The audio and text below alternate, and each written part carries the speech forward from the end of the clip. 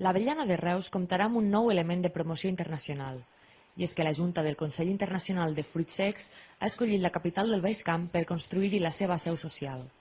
L'organisme és l'únic promotor mundial de les iniciatives per a la millora i l'expansió del sector dels fruits secs i de la fruita dessecada i té actualment el seu secretariat a la Cambra de Comerç de Reus, tot i que no compta amb cap seu permanent. El fundador i membre de la Junta del Consell, Antoni Pont, explica que Reus no ha estat l'única ciutat candidata a acollir aquesta seu. S'ha anat produint un creixement que fa necessari tindre unes oficines ja més grans, en poder donar un servei més adequat i realment durant aquests anys hi havia les apetències dels californians i dels turcs que els agradaria i altres que oferien altres seus. La seu del Consell Internacional de Fruits Secs se situarà al Mas Barrufet de Reus, dins del Tecnoparc, edifici que serà cedit per l'Ajuntament i restaurat.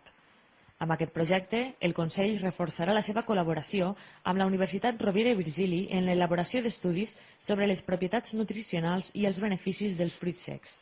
Reus també acollirà l'any 2013 el Congrés Mundial de Fruits Secs, que reuneix anualment productors i empreses de més de 50 països.